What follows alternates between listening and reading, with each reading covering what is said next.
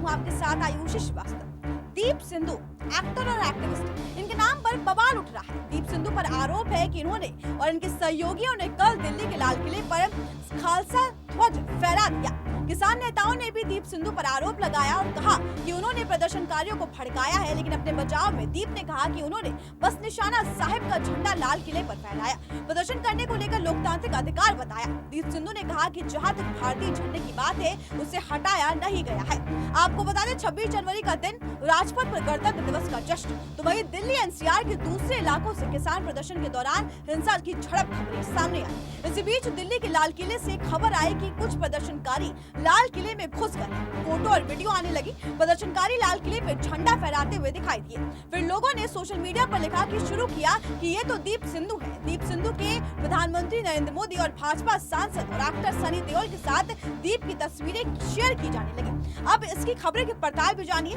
भाजपा पर आंदोलनकारियों को भड़काने और लाल किले पर झंडा फहराने जैसी घटना की साजिश रचने के आरोप भी इन पे लगे। इंडिया टुडे से बातचीत में स्वराज इंडिया के प्रमुख योगेंद्र यादव ने बताया कि दीप सिंधु और गैंगस्टर से नेता बने लाखा सिधाना ने आंदोलनकारियों को भड़काया। उन्होंने इस बात की जांच की मांग की कि दीप सिंधु माइक वगैरह लेकर अपने समर्थकों के साथ लाल किले कैसे पहुंचे।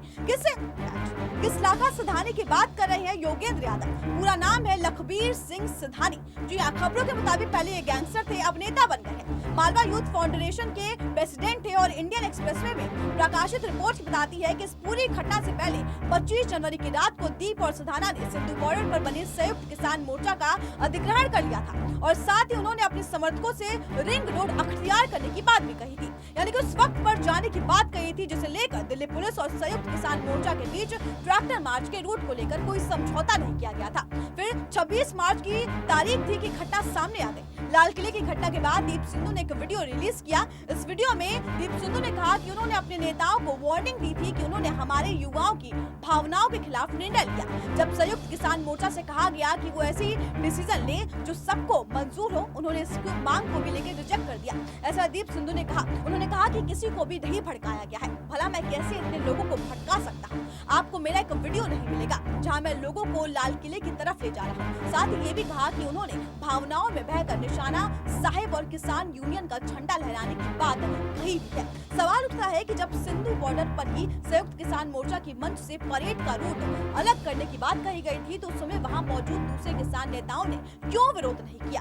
खबरें बताती है कि किसान नेता इस समय तक अपना भाषण खत्म कर चुके थे और भीड़ के चले जाने के बाद कुछ लोगों ने स्टेज पकड़ लिया और नारे लगाने लगे। नारा था, हमारा route ring road, parade route ring road. वहाँ मौजूद लेखक सुखवीर सिंह ने भी एक्सप्रेसवे से बातचीत करते हुए पुष्टि की है। उन्होंने कहा कि पहले किसान नेताओं ने कहा कि वो 26 तारीख को संसद जाएंगे, फिर उन्होंने प्लान में तब्दीली की, फिर कहा कि वो बस दिल्ली से एंट्री करेंगे, फिर कहा कि फिर रिंग रोड जाएंगे और आखिर में दिल्ली पुलिस के साथ हुए समझौते के मुताबिक उन्होंने तय रूट पर ही आंदोलन करने का ऐलान कर दिया था। लेकिन इससे वहाँ मौजूदा कुछ युवा उत्तेजित हो गए। उन्हें शांत कराने के लिए प्रयास भी किया गया और कहा गया कि अगर वो रिंग रोड का रास्ता अख्तियार करना चाहते हैं तो किसान मजदूर संघर्ष कमेटी के साथ पकड़े गए, बाकी संयुक्त किसान मोर्चे के साथ ही रहे। बता दें, इससे पहले भी जांच एजेंसियों ने एक विवादित लेटर आने के बाद सिख फॉर जस्टिस नामक संगठन के खिलाफ केस भी दर्ज किया था। उस समय दीप और उनके भाई मनदीप सिंह को एनआईए ने पूछताछ के लिए नोटिस भी भेजा था। 1984 में पंजाब के मुक्तसर जिले में दीप सिंधु का जन्म हुआ। लॉ की पढ़ाई के बाद वो बार सदस्य भी रहे थे। बहुत दिन तक वकालत की खबरें भी आई। खबरें बताती है कि वो बहुत दिन तक सहारा इंडिया परिवार में कानूनी सलाहकार पद पर कार्यरत थे। बाद में ब्रिटिश लॉ फर्म हैंडसम के साथ कुछ समय तक काम किया।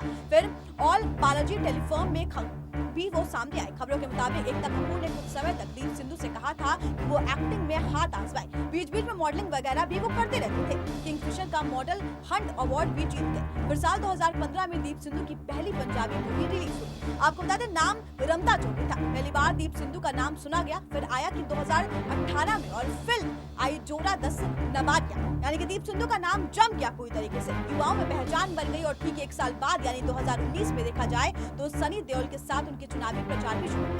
सनी देओल ने 2019 के लोकसभा चुनाव में गुरदासपुर की लोकसभा सीट से पर्चा फहराया था।